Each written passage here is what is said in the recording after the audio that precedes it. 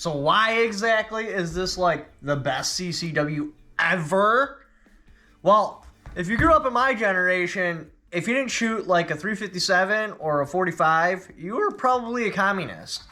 And this little bad boy chucks Jesus rocks, and it's like the size of the palm of your hand. How awesome is that? Because it says like, I want to be formal, but I'm here to party too. Now your flush magazine's going to hold 5 rounds, but you can get extended mags. Like here's a 7. Here's a 6. So you can have the full goodness and pure devastation of a 1911 inside the palm of your hand. So you can totally pocket carry this. And then, when that fear rises up in your belly, you use it. And you know that that fear is powerful because it has been there for billions of years. And it is good. And you use it. And you ride it. You ride it like a skeleton horse through the gates of hell. It's easy to carry. And it shoots a 45. I mean, why are you even watching the video after this point? At that point, you should be just buying one. You're talking about a 45 in this size. And what are the competitive options? You got the Shield, which... okay, you know, it's a little big. And then you got a whole bunch of 1911 variants, which are stupid heavy and also big. So what do I think about this so far? Well, it does have a feed ramp, so it doesn't have a problem feeding hollow points. However, it doesn't have no problems whatsoever.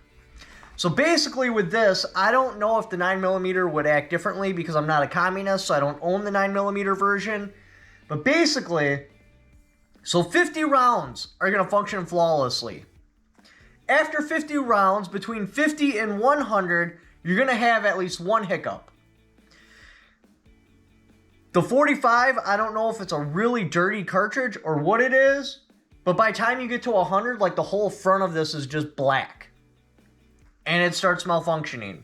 From 100 to 150, you'll have damn near one malfunction per magazine. By 150 to 200, it's more or less not going to run. This gets dirty incredibly fast. I haven't ever seen a gun like this. You're not going to run a competition with this. This is going to be a CCW, and you have to keep it clean. If you keep it clean, you are good to go. If you don't clean it every 50 rounds, you're going to start having hiccups. Now, as you may notice, there is pink on it. That's because I actually got this for my girl for Mother's Day like a few years back, and this was supposed to be hers. I was going to get something else like XDE or maybe some sort of SIG, but life happened and I never got around to it, so I just wind up carrying this, even though it's got a little pinkish purple. It's more of a purple than a pink, but the point is, you know, that's the reason why, so... perpetrators beware. You really want to tell your family that you went down by a gun that has pink on it? I don't think so. It does have a grip safety. I think the XDE you can get an external safety, but other than that, you just got your grip safety. Yeah, the XDE because that's got a decocker. Turn it down, super easy. You're just going to lock the slide to the rear, flip this little lever right there, like so, and then you got to dry fire it. Slide comes off. Now, they say this plunger right here is solid against the frame. This way, if you push it up against something, it doesn't take your gun out of battery. Is that a gimmick? I don't know. It does have a loaded chamber indicator. I would rather not have one. Like, I get it. In the dark, you could chamber around and then you could feel if you couldn't see and make sure a round's in there. And then when you creep out of the dark, you know you're good to go. I really don't think it's that big of a deal. Trigger brake on it is pretty decent. I still have a hard time shooting it because of how short the sight radius is. But like defensive shooting, not a problem at all. Very easy to do. And I can definitely come up and make headshots probably out to like 15 yards. I have another video with me shooting this and testing the accuracy. But basically I was shooting at a target like this big. So basically the size of your head.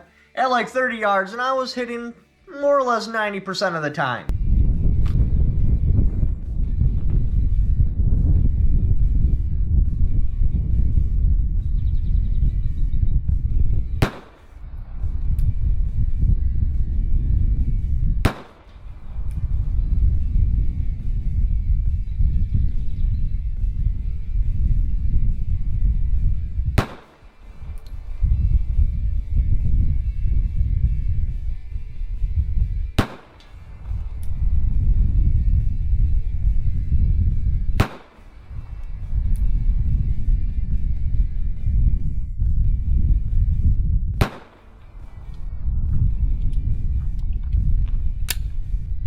So I fired 6 shots standing. I only got 1 hit.